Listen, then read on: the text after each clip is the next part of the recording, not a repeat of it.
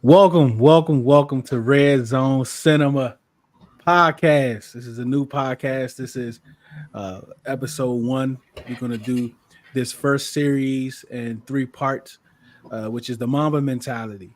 You can find it on Amazon. And I don't know, like, what other bookstores? Like, I don't even know. Barnes and Noble still open? I don't I think, yeah, I think I got mine from Barnes and Noble. I think I can't know. I remember don't if Yeah, it was know. Barnes and Noble or Walmart. I don't know, man. Because I know I tried to cheat, right, and do the and get it on Kindle or whatever, but I can't get it on Kindle. You can't get it on the Kindle, really? Mm-mm. oh, I definitely got it on. I got it on Amazon. That's what I Yeah, should have done. you got the hard copy, right? Now I got the e-reader copy because yeah, I found it. I found an e-copy of it because for me it's just easier because I'm always moving. So Yeah, I'll turn on my phone or my I could Surface, not and find it. Yeah. for I real, could that's not. fine. Nah, it's crazy. Man, I wish I'd Um, have done that because this thing is huge trying to read this book. and I hate reading, but this is just give you all a short introduction. Redzone Cinema is something that we love movies. I definitely love movies, not so much in books, but Aaron loves books. CeeLo loves reading, and also different type biographies, music, like all different types of stuff is what we're going to include in Red Zone. Cinema is going to be kind of like a book. Yeah, you ever been part of a book club, CeeLo? Have I ever been part of a book club? I have. I have. I went through a phase, man. I don't know how y'all feel, but I went through a phase where I was like really trying to read like a lot, like a book a month or something like that. And Or like Cat so, Williams type reading? yeah, I don't know about that. But I just felt like yeah, I know. But I felt like joining a book club would force me to read the book, you know what I'm saying, have to talk about it, and then it'll kind of get me like in that mode. But yeah, man, I was in one before. It was cool. It was cool. And they have them, so FYI, for y'all, all of us are kind of in the DMV area, or kind of, I know you, Aaron, a little bit south, but Yeah, a little bit. they do have book clubs for like our genre. Like if you're, married, over 40, male, boom, right? Or if you're younger, single, blah, blah, blah, boom. So it's actually pretty cool, the different kinds of groups they have out there. Yeah. So yeah, the people that just joined us is this is cinema. We're talking about Mamba Mentality. We're going to have a three part series with this book. We're reading it beforehand, and we're going to talk about sections of the book to get through it. CeeLo said he read it 2 weeks ago. I breezed through it. Ern said he got halfway through. So that I goes to look, show that goes to show you how much I working these two jobs, I'm like most. To be honest, I'm reading most of it during my day job because we don't have anything going on. So I'm like sitting in my break room, like sitting there reading it during the day when I got time. Oh man, what's up, Carden? Grateful for Sunday Night Live podcast from Utah. What's good, Utah, and what's good, Carlton? Yeah, y'all can join us. The listeners. Is this is something different for me. I don't even know how we're gonna do this. Like it's an idea that we came up with, and we're gonna see we we're gonna see how it goes. So definitely probably be some changes along the way, but I'm excited about it, especially with movies and books and stuff. Especially getting back in. My mother was an avid reader; she loved reading. So this is something to kind of remember her, and she definitely would be proud. But I don't know how much though, because I didn't read the book, Mom. So um, what's up, Juan? Keep up the great work. All right, so yeah, so if you all want to tag along with us, this is the book, Kobe Bryant, the Mamba Mentality. We're going to be talking about this book. They still have it at Amazon, but before we get into it, we do is like just some things of what we like and what we're going to do. But start with Ern.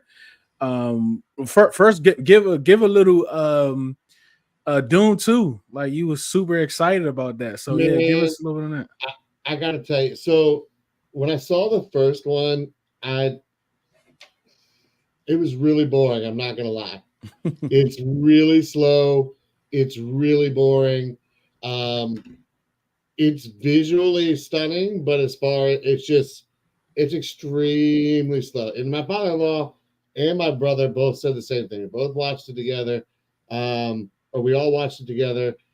But from what I understand, and I haven't read the novel, I'll be honest, but from what I understand, the novel is it's extremely hard to adapt to film, and the first movie is like the first half of the novel. So literally the entire first film is setting up part two, like the back half of the novel.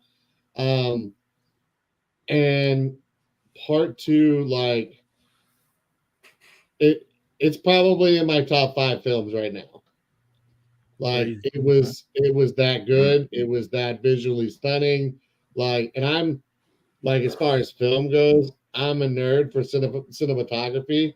Like the way the score is done during certain scenes, like stuff like that. And I mean, if you get a chance to go see it in IMAX, go see it in IMAX. And I will say, I've gone back and watched part one again since part two. Um, and I definitely feel different about part one now, having seen part two, than I did before I saw part two. Gotcha. So, um, my like the whole reason we ended up going Friday night was because my brother texted me and was like, you have to go see part two in IMAX." He's like, "It's probably one of the best movies of all time." And I was literally sitting there with my father-in-law Chris, and he's like, "Do you want to go to the movies?" So, like I said, if you get a chance to see it in IMAX, do it. Um, it's it's it's incredible. I said my father-in-law too. Like he didn't like part one. He gave it an 8 out of 10 on Friday night. So um, that's saying something for him to completely change his mind on something like that. Because he was like, I don't know that I want to go see part two because he didn't like part one. So he really changed his mind afterwards. Cool. It's really it's incredible. I'm probably not gonna watch it. I'll be honest. I don't watch those type of movies. But, Like I mean, I'm gonna be out. Like I don't. I mean, what about you, CeeLo? Like, what's your take on those movies? I can't get jiggy with it, man. All right, so I'm lost. What is Dune 2 about? What is Dune about? So I'm trying to fix my camera here. We could tell. Yeah. So it takes place. It's thousands and thousands of years in the future. We, humanity has perfected space travel. This and then the third, and it's based off of this. The reason we can travel through space and navigate through space is this. They call it spice,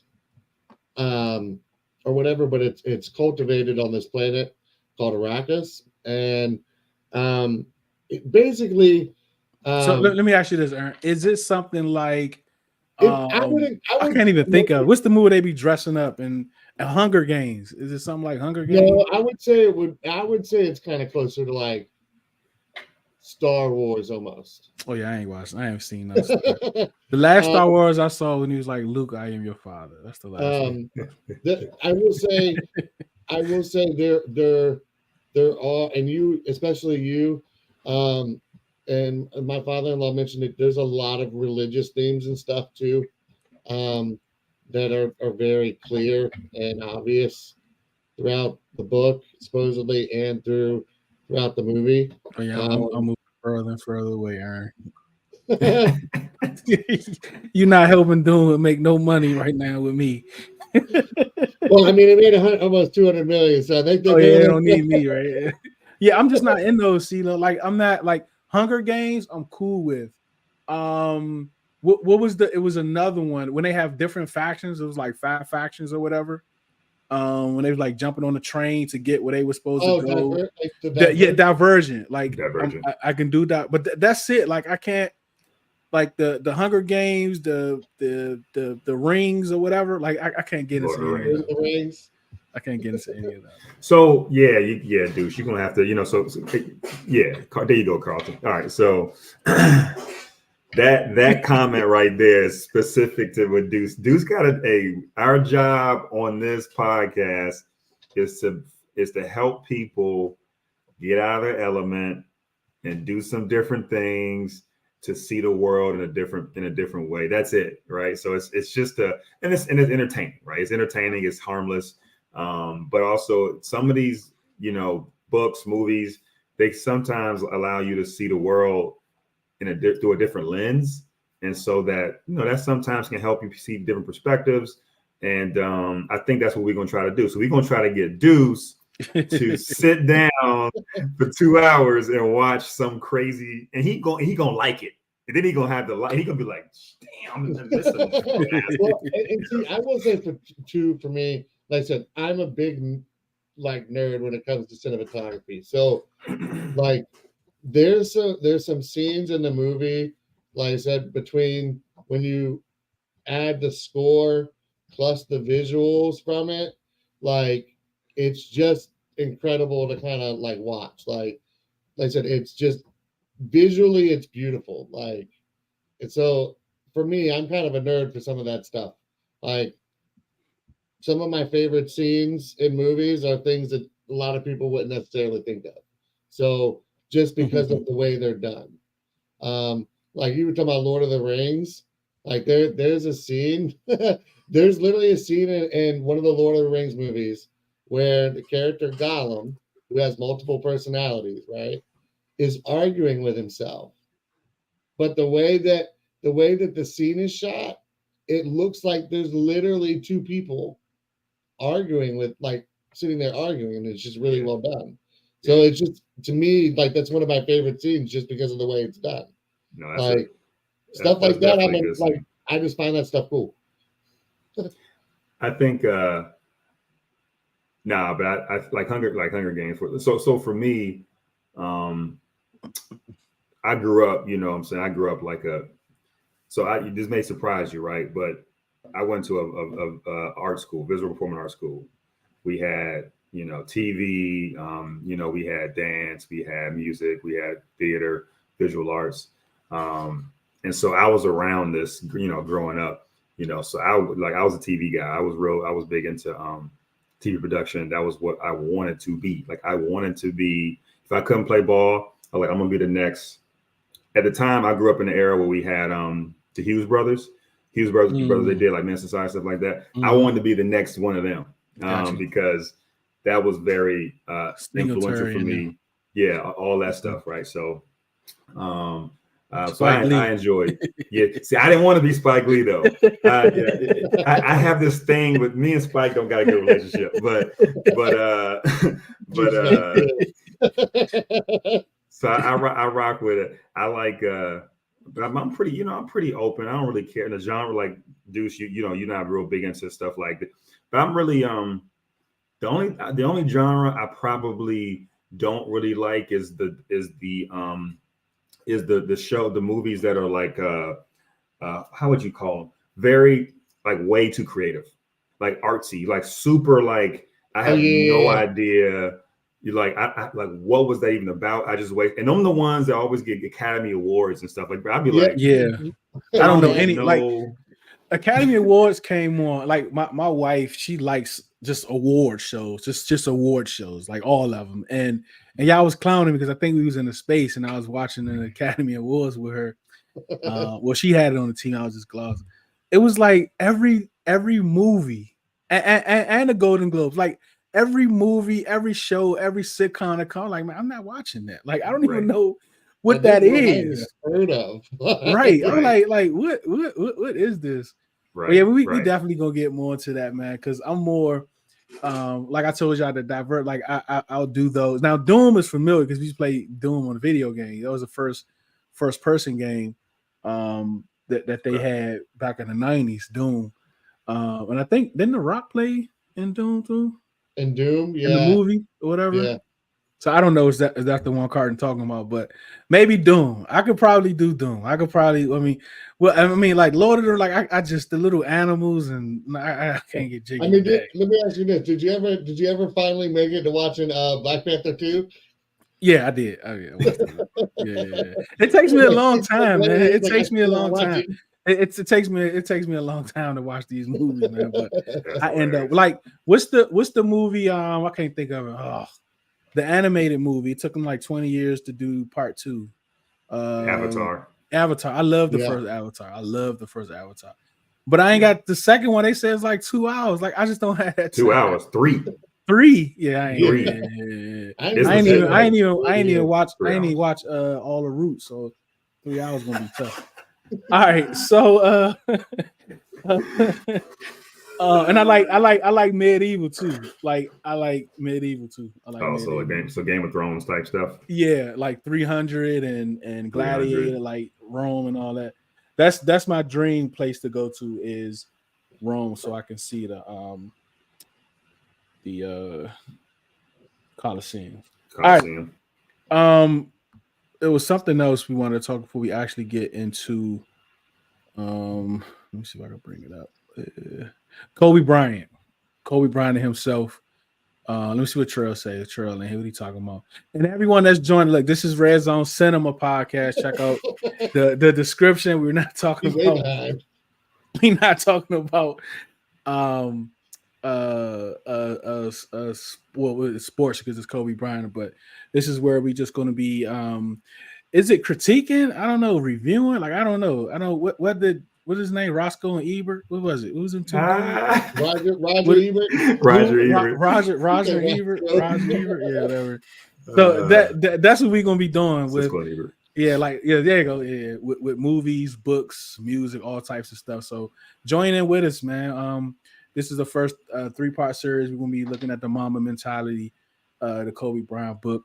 Let me see. Black Panther was the last Marvel movie I've watched. Like the first. Oh my gosh. That's a long time ago, Trail. Yeah, that's a long time. I never watched a single Star. Me either, Trail. Like I can't get jiggy with it. And then they like I don't know, man. Then I don't know. I'm like way behind. It probably takes 2 weeks to catch up. But I probably end up being because like it goes off to different things though, right? It's like Star Wars. You got like TV shows, you got movie, like the whole nine. It's the same. Devil in the Blue Dress. That's the that's Denzel movie? Yeah. Oh my goodness. Jeff going back. I thought you were talking about Devil Wears Prada for a second. Hey man, Star Wars is one of them American iconic, 80s. Actually, that was in the 70s, I think, late 70s. You either like it or you don't. Yeah, I mean that's what I remember. The robot.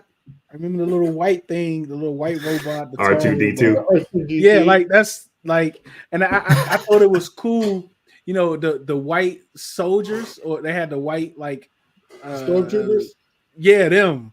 Like, this is hilarious. We're about to have a Star Wars like intro to Star Wars session. Yeah. That's gonna take 3 years. That's gonna take 3 years. He was like I think he was a 3rd generation droid. So yeah, that's crazy. What's up, Irk? This might be your first time commenting, but I appreciate you for stopping by. Just go watch Star Wars Episode 3. It's a masterpiece. Irk, appreciate you. Put it in the comment section.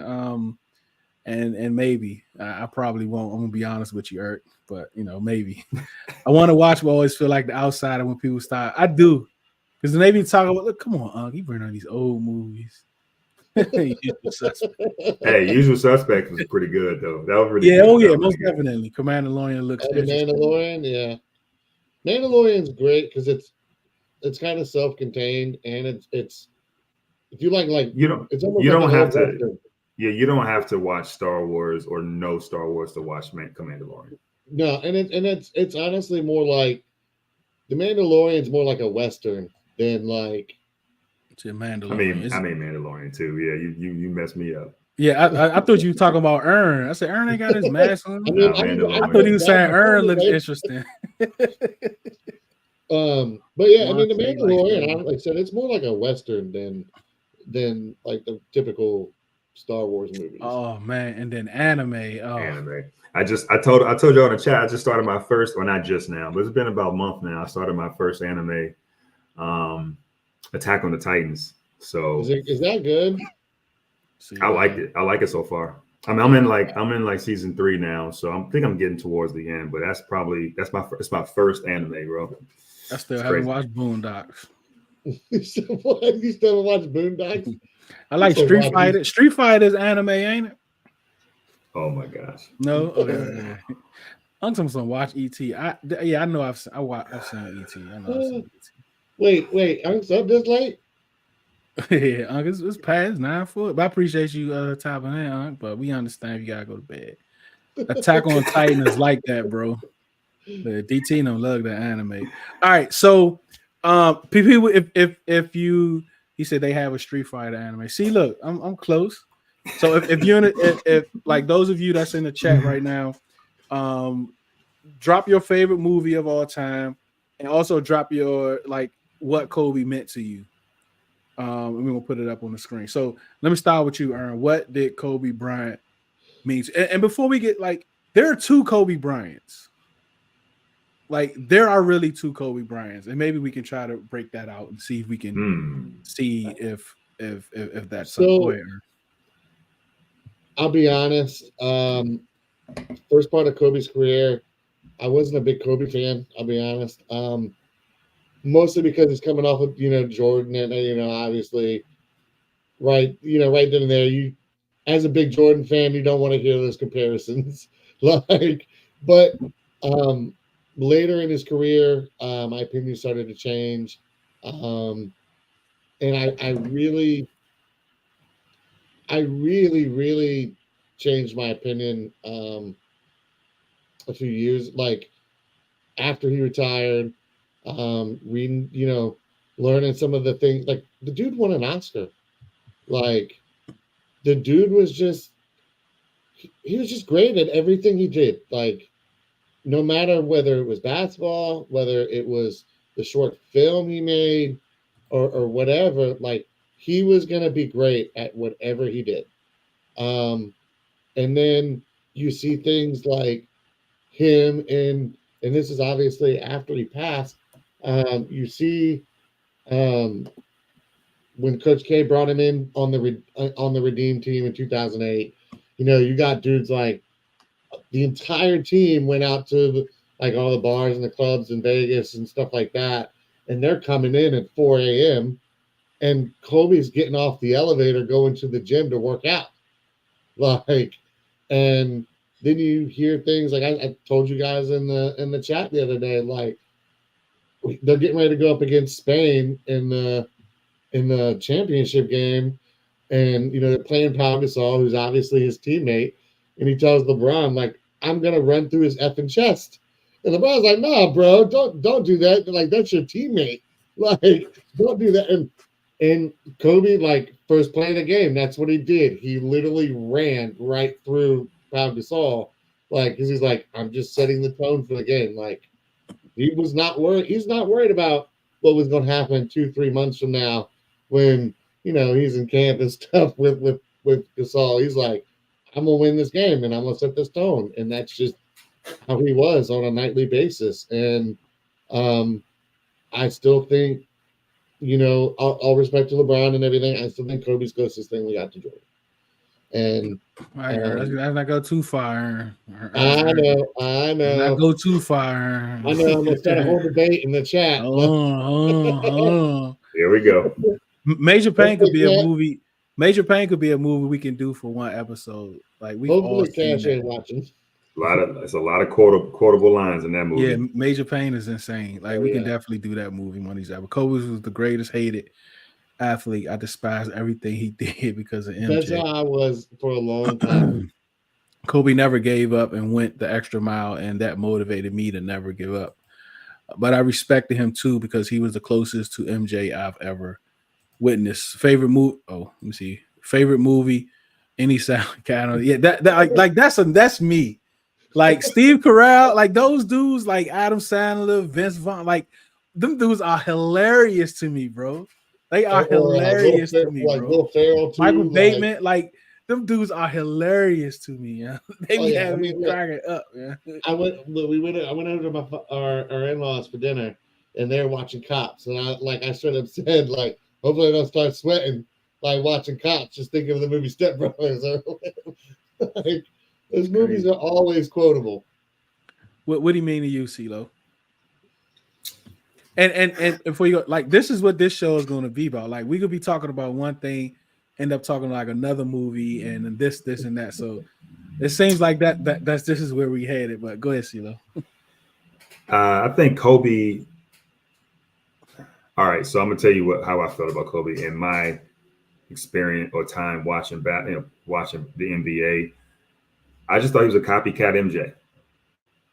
That's it to me. He literally walked like MJ, talked like MJ. His game was like MJ. Had that turnaround, fade away. It's the worst shot in the history of baseball. I mean basketball, and that was his go-to. That turnaround jumper. Same thing for MJ. To me, he was a as just a basketball fan. I didn't really know. I wasn't trying to think too deep about the question or about Kobe. I was like, who is this dude? I'm like, like he's walking like MJ. Like, what are we talking about? But then as you got, as you kind of continue to watch him like mature and grow, yeah, I felt like he was different. He was definitely a different cat. On and off the court. So my thing, I don't want to turn this into an MJ versus Kobe thing, but that's my basis, right? And we talked about this a little bit in the chat. Like I felt like MJ had to grow into his like no one. I don't think. I mean, he was he? I think number two overall pick. Like Sam Bowie was number one. I think He was actually number 3. was he number 3? So I think Yeah, I think so. I think no. I don't know if people realized how good MJ was going to be. I mean, MJ, went from being cut, in high school to Carolina, and then he's now the greatest.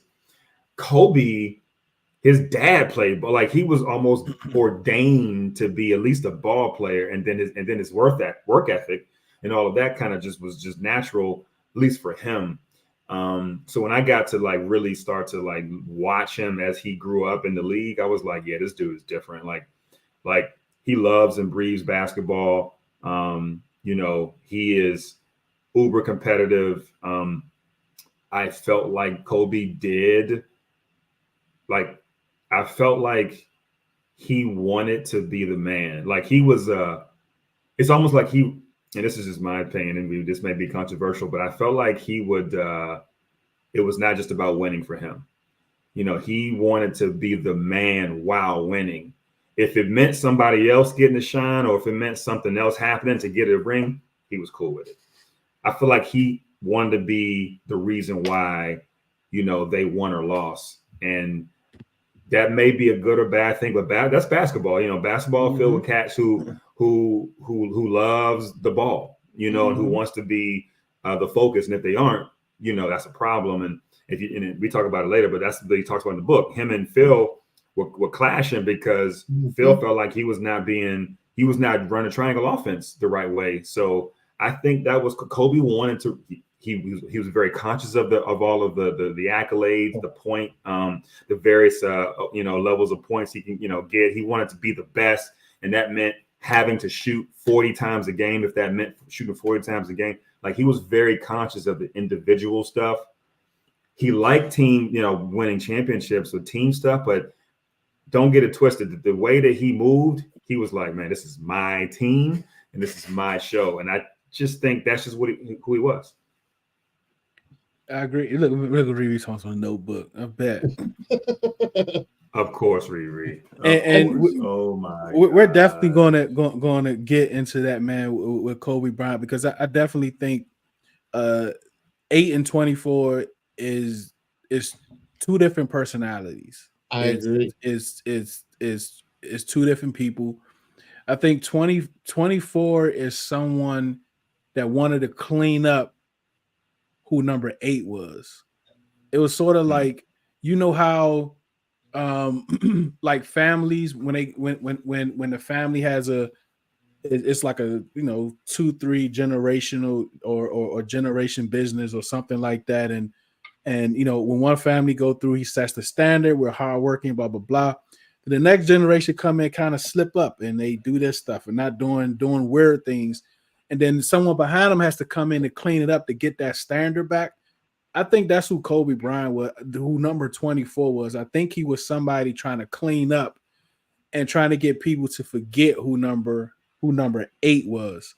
But at the same time, his mentality and what CeeLo was saying about him wanting to be the best and wanted everyone to know it, he was still that guy. I mean, like, he chose 24 for a reason. I don't care why he said, right? So he chose number 10 and for USA basketball. You know, it's a reason why. I don't care what nobody say why he chose 10, right? So he wanted to go to this different level. He wanted to clean up what number 8 was. I think, like, to CeeLo's point, and you, Aaron, he wanted to be Michael Jordan. But let me ask you this, CeeLo. We start with you first. Do you think he wanted to be better than him or just be him? Because everything the way, I mean, his interviews, like you say, the way he talked, the way he walked, the way he moved.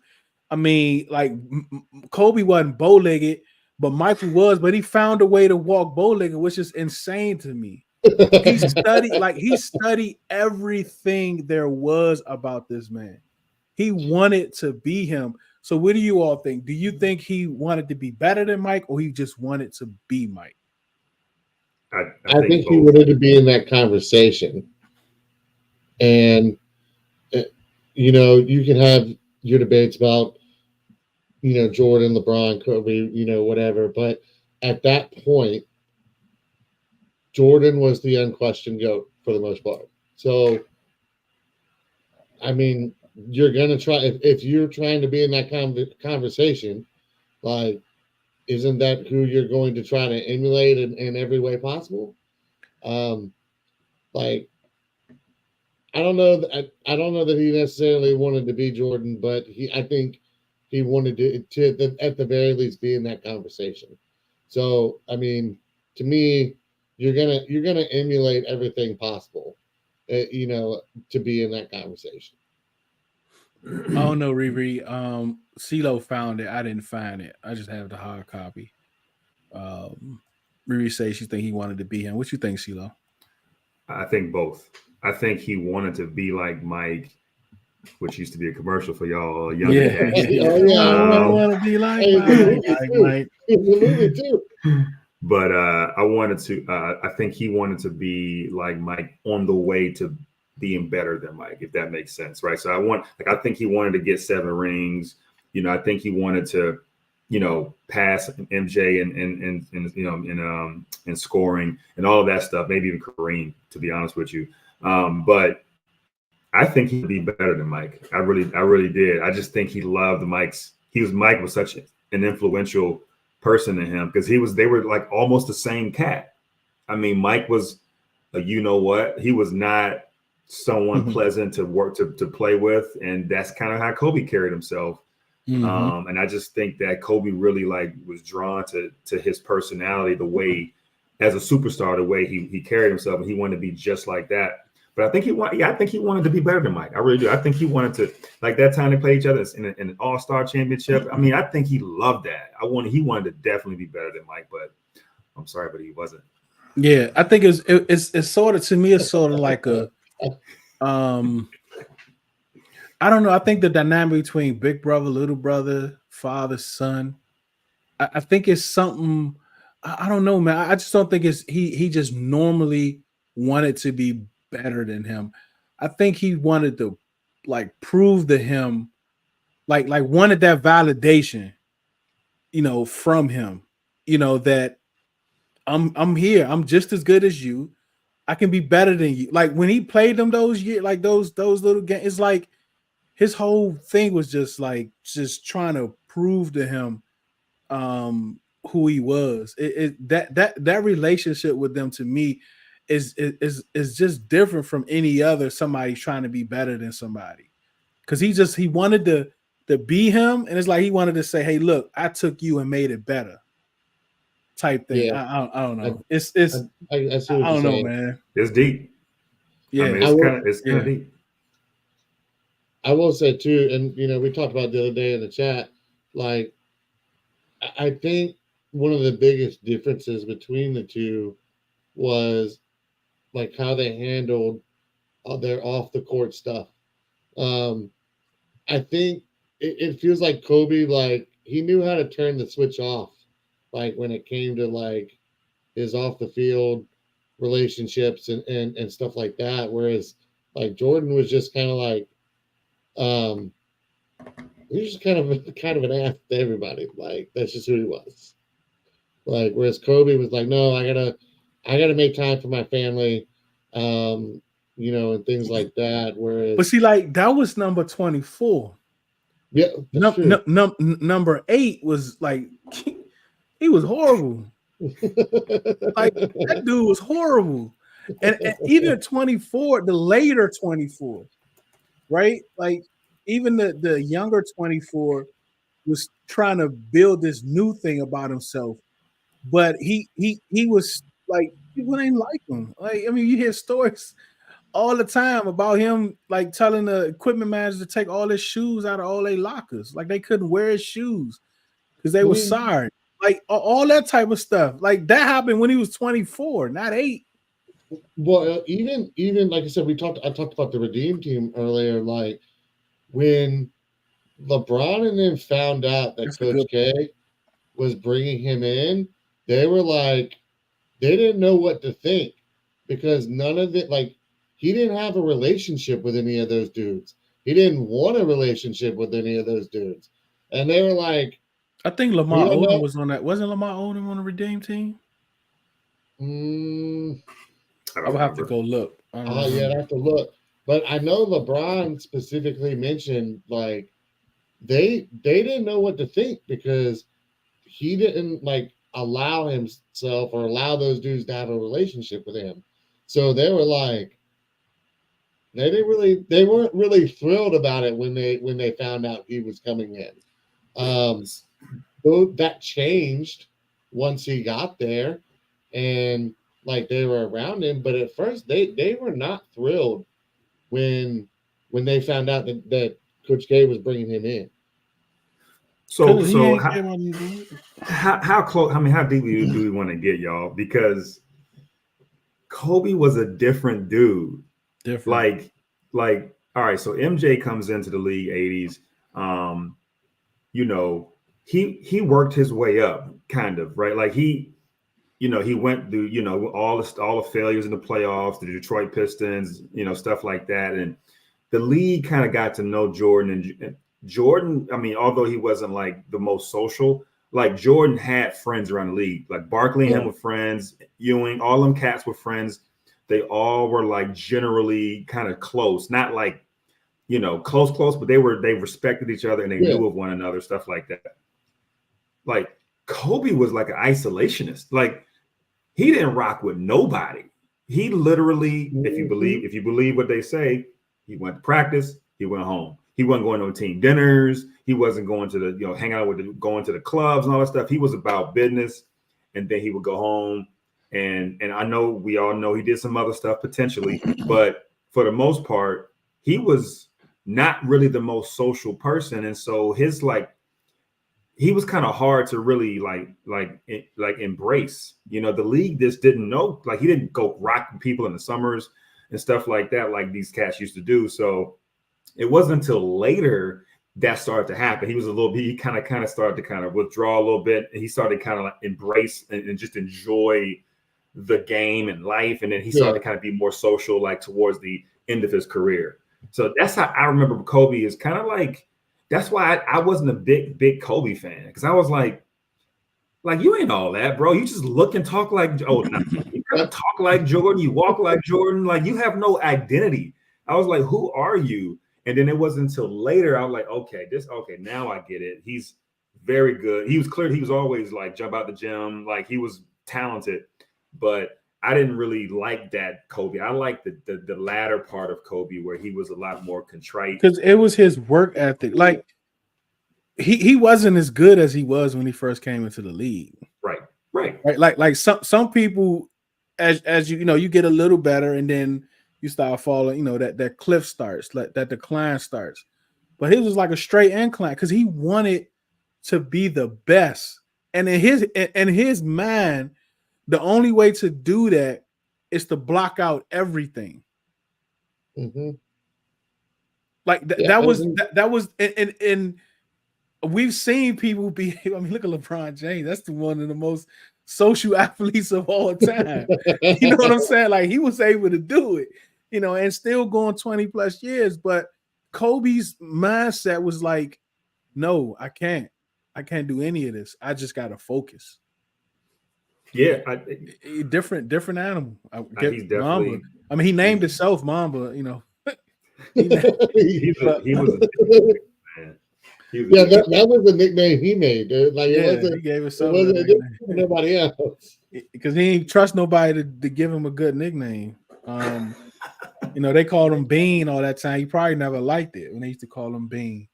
And it was funny because like there's a line in the book where it's pretty early in the book where he's like, I would see somebody else's move, early or whatever, and I'd work at it and work at it and work at it till I had it down. He's like, but then I got to a point where I could see somebody else's move and I could just download it to my game. And I was like, I'm sitting there thinking like, is this dude like Neo in the Matrix? Like, where he's just like downloading somebody's move into his head? But yeah, that's like how he. But the thing is though, like, and he mentions it in the book. He studied so much film and things like that I can see, and he'd worked at it for so long that it really does kind of make sense where he could see something and be like, I can just kind of go do that now. Like I can see it. It's crazy. All right. Look, so told y'all we already have 42 minutes. So for this episode, we're gonna give y'all the opportunity to go purchase the book. Remember, Mamba Mentality, Kobe Bryant, Mamba Mentality. Let's do Powell and Phil. The foreword was written by Powell. The introduction was by Phil. And man, did they have a wild relationship. But Ern, we're gonna start with CeeLo, but Ern mentioned the Redeem Team, which pretty much everyone should have seen a clip about how Kobe told them, look, the first play, I know, like the dude was crazy smart. Like, look, I know what they're gonna do. They're gonna run this high screen. They're gonna send Powell to set the screen. I'm gonna run right through him. He was like, what? Yeah, I'm gonna run right through his MF and chest. He was like, this dude tripping. Like they believe. I mean, they out there trying to have fun. Play happened, blah blah blah. I mean, he ran straight through him. Straight through him. Straight through him. And from that point on, it was like, they heard we're not losing this game. We're not losing this game. But I'm gonna start with you, CeeLo. What do you think, like the whole relationship between Powell and Kobe? Yeah, Powell and Kobe was definitely an interesting relationship. Paul was, I think he was trying to get Paul to get a little bit more like calluses on him. He was trying to get, make him a little, he was trying to get him like to kind of toughen up. Yeah, they punked, I remember watching Paul. Paul had game now, but but he, he had to get there because I think of Kobe's leadership and the way he treated. But very similar to how Jordan treated his. That's why I keep going back. Like Jordan, like Mike. I mean, like Kobe was like cookie cutter Jordan. It's kind of frustrating because I was like, I think Kobe had a little bit of an identity crisis, if you want to call it that, because he didn't know how to be other than to be like Mike, and so the way that Mike trained and how went hard in his own practices and team, that's exactly how Mike was. I mean, that's exactly Kobe chose to be like Mike, and that's how Kobe treated his teammates. So yeah, Paul was just that. Paul was a very talented. I think he was more like a 4. He played off like a 4 or 5, but he was more of a 4 power forward. Played some center sometimes. Had a crazy jump shot, a lot of post moves. But he would give Powell the business. But by the end of their relationship, they were like best friends. They both, being from Europe, he understood, like Kobe understood the European way of playing ball based on his time in Italy and stuff like that. So I think they really had a genuine relationship outside of basketball now. And I think he's his daughter's godfather. So I think their relationship is like beautiful, if I can say that. And I just feel like, it was a growth period for Powell, and they ended up winning a lot of games together, but it was rocky. I mean, it was definitely rocky in the beginning, and then they obviously finished off on a good note, and injuries and stuff like that. But yeah, I like that relationship a lot, and they talked a little bit about that in the foreword. But obviously the book was written before he passed, and so it was really it was a very positive, it was a very positive kind of foreword. So I think Powell loved Kobe a lot. Yeah, that's something we should have mentioned before, that this book was written prior to Kobe's death. But I mean, the Celtics punked that dude, Aaron. Like they punked Powell that series. Yeah, they did. Kobe was heated. I will say too, to your point, CeeLo, about this book being written before he passed. The fact that Powell is one of 2 people to write the foreword, and again, like I said, this is before he passed. So the fact that Powell is one of 2 people to write the foreword there says a ton. Yeah. About their relationship. Yeah. That he's willing, that he was willing to do that. Because if you look at it, if he does it, if it's after he passed, like you did wonder, like, okay, is this necessarily genuine? Like, you know what I mean? like it's like, is he just saying these nice things? Like, because you know what I'm saying? But the fact that it was done before he, I think, says a lot. And I do think I'm sorry, Aaron. She asked me if I read the book. I was like, no. But Aaron, but what do you think? But what do you think? Who is this? Is the arc? This is the like character arc between the two. By the end of Kobe's playing career, very well liked. He had a very balanced life. Right? They love Kobe. You know what I'm saying? Kobe could have chose anybody to I think Kobe could have chose a lot of people to write his forward. He chose those 2 dudes, in my opinion. I don't think MJ can say the same thing. I think Cats didn't rock with MJ. At the end, towards the end. At the end, like, but I think people don't like MJ like that. Right now.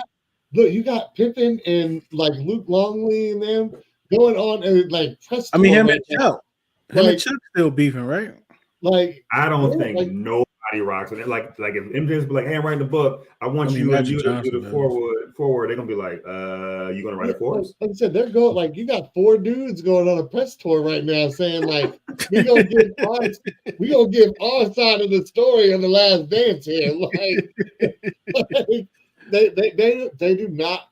But then again, to be fair, like Jordan's Hall of Fame speech, he's sitting there like trashing everybody like during his Hall of Fame speech. Well, except Pippen. He loved Pippen.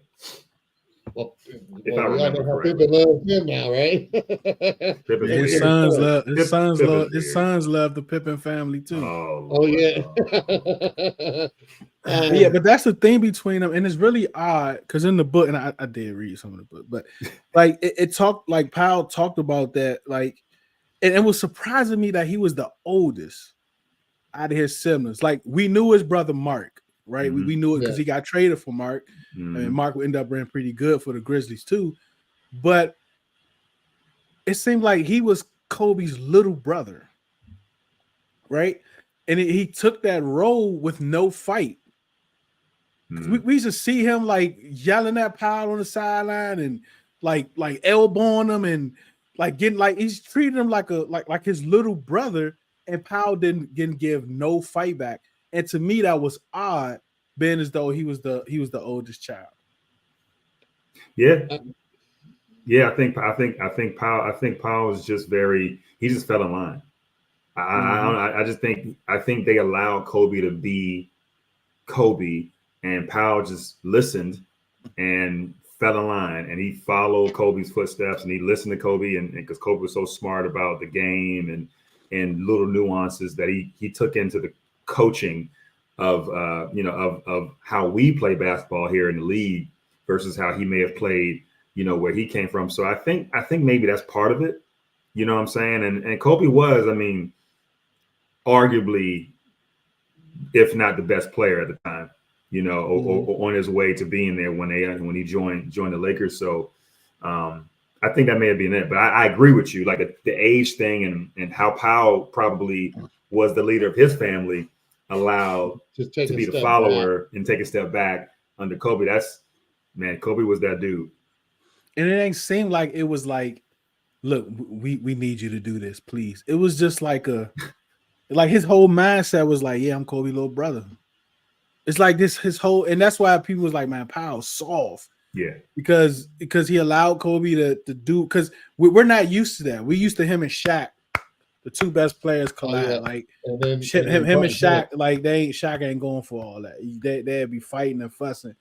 But with Powell, it was Kobe had whatever he said went, and that's the same thing. You think about Jordan, right? And you think about the fights from the Last Dance they used to get into about who he would respect and who he wasn't, or who he wouldn't. And man, these two do the dynamic to me is like no other. You can't really think about any other thing, man. But the thing with him and Powell was like odd in a sense. It's like it's probably because of Powell, their relationship is where it end up being, and not because of Kobe. Yeah, probably. I mean, look at the way I know you talked about reading the way the book flows. It's Kobe telling us, this is why I was so dominant. Right. Yep. I used to go and do X, Y, and Z. I used to go and study this Kobe was not he just wasn't like the gracious leader and would give like flowers. He rarely gave compliments. I mean, he would compliment certain players in their game, but he would back it up and he'll be like, yeah, but he was weak over here. So I used to he did do that. He's like, yeah, but he's like, he was great, but he couldn't do this well. So I'd have right every time. Yeah, like I was go. His left was horrible. So I would just take him to the left side. I'm like, well, damn, Kobe. Like he didn't give anybody no kind of grace, no kind of like flat. So I think that's just, you're right. Like I think it was Powell who was the one that helped that relationship, because Kobe wasn't going to be the one that's going to listen to Powell. I'll tell you that for sure. Yeah, I mean, it definitely could have. You're probably right. It could have. A lot of that probably has to do with Powell, just because. I mean, like you said, we saw what happened when you had the two alpha personalities with him and Shaq. Like, neither one of them wanted to back off. Both of them wanted to be the leader. Like, and it didn't work. I think Powell kind of recognized. I mean, part of it too, like you said, CeeLo, is at that point, Kobe's the best player in the league. Like, Kobe's also won 3 championships at that point.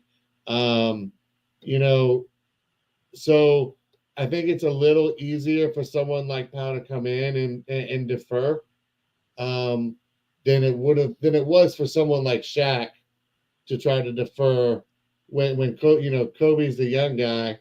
Like, trying to be the alpha male when Shaq's been in the league for years at that point.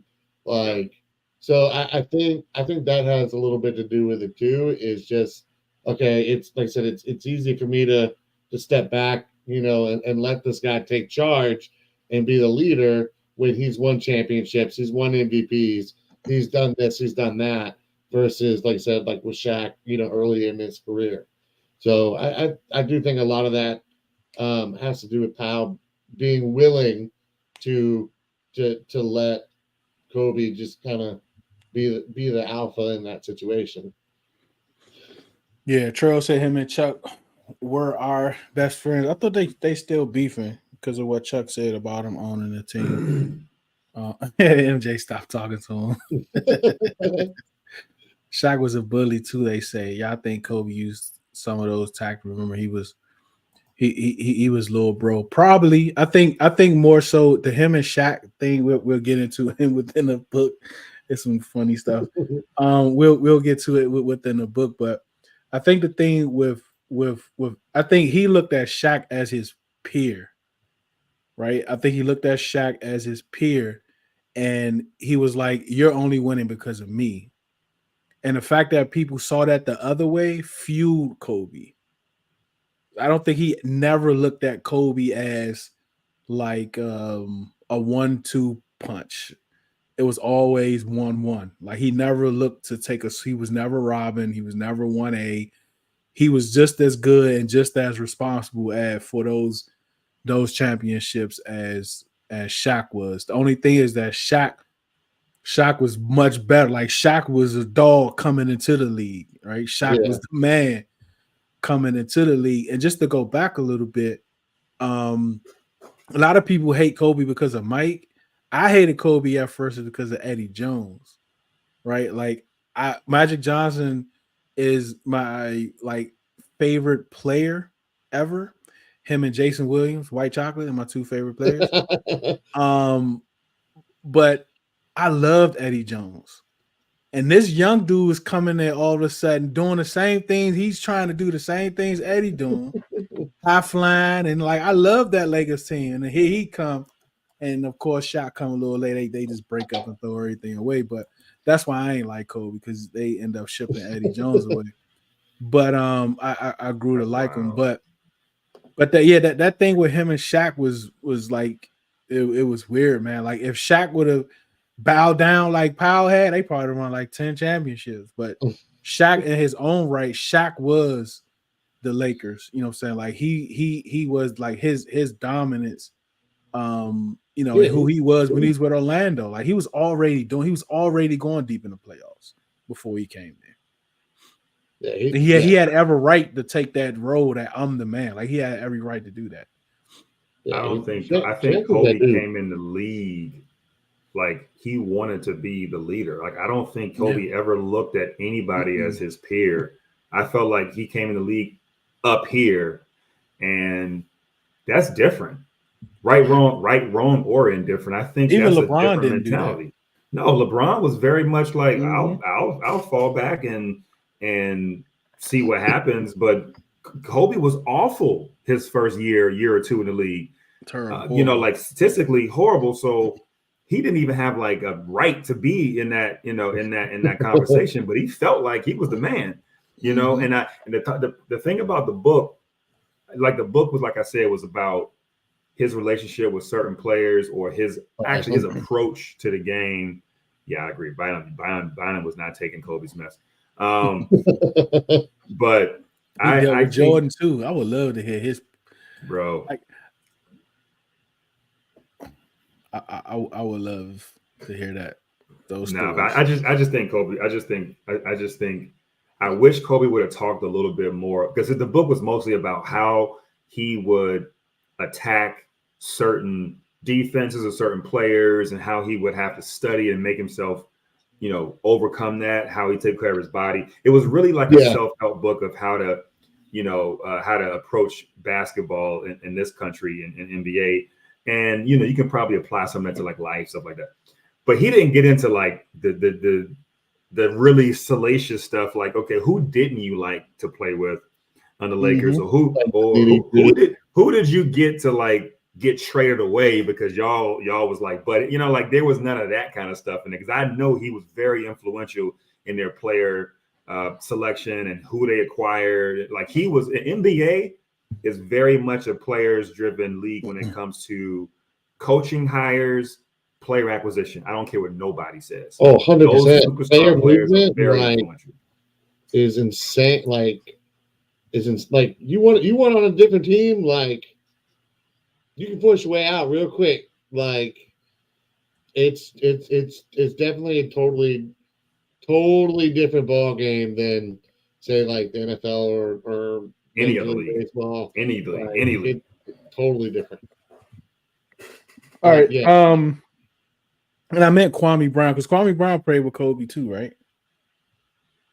Yeah, yeah, I but think he did. he did. But Kwame, see, don't get into it. Kwame is not the same Kwame as we see today. I don't think. I don't. I mean, from how he tell it, he was. Man, I don't know about that. I remember Kwame. I ain't gonna say he was soft, but Kwame ain't telling nobody, especially Kobe, like something that he doesn't want to do, or I can't see But I it. wonder how that dynamic was between them. Because I hear Kobe you. probably dogged him just because Jordan dogged him. I can imagine how that Yeah. went. That's hilarious. Yeah, but I think That's Jordan hilarious. drafted him too. I'm Yeah, dead. #1 overall. So like, all right, so let's kind of okay. So the field thing is something, right? So like when it talks about in the book, when they hired Phil, to me, Kobe wasn't excited about Phil. He was excited about the triangle offense Mm-hmm. because he spent so much time studying Mike that he knew the triangle offense, or he studied it so much that it was like a part of him. And I think this was the next step of him being Mike, right? And one thing we know about a triangle offense, if you all remember, the Lakers ran it perfectly because the triangle offense is usually was originally built for a center, not for a guard. A center that Mm-hmm. can pass the football. I mean, pass the football, pass the basketball. But Shaq just didn't fit. Like he didn't fit. So they end up running the triangle through Kobe.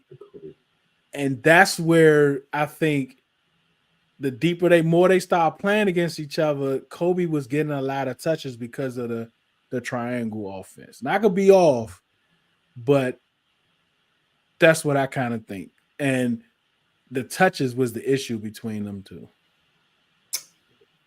Yeah, I do remember in the book him talking about the triangle offense. He was excited to work with Tex Winter. Um, he was excited about everything. But remember, him and him and Phil got into it because Phil thought he was playing outside of the triangle system, and Phil didn't think that Kobe really respected the triangle offense.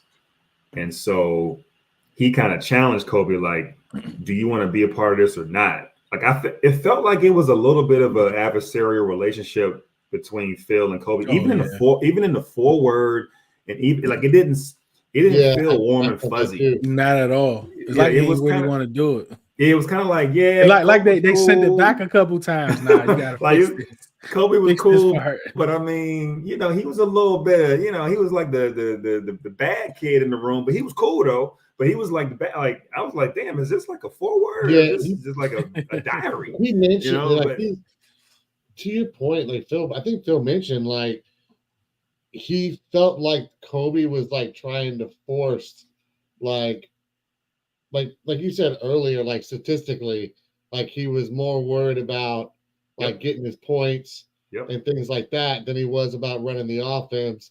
And he was like, I kind of had to talk to him and let him know like that's not how we gonna run this. Like, but Kobe did say later in the book that um, their relationship was a lot different in the second stint Right. versus the first stint. I So, forgot that. I forgot that Phil came back.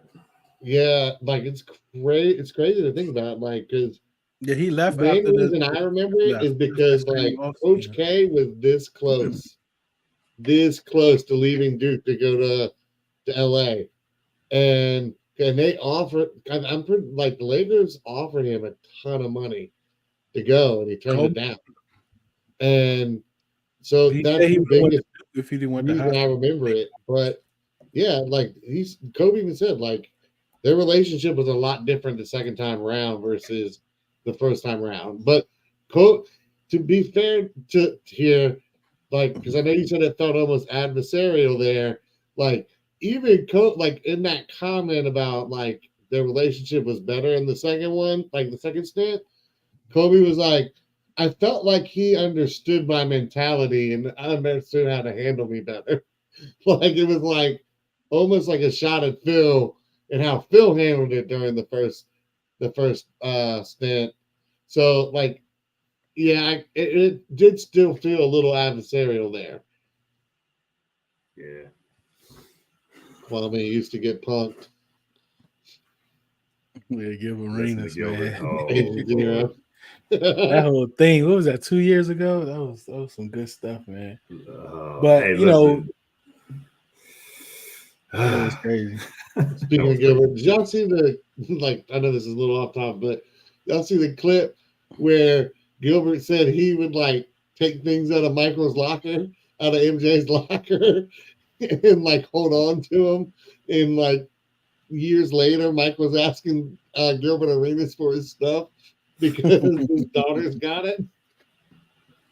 That's crazy. Yeah, man.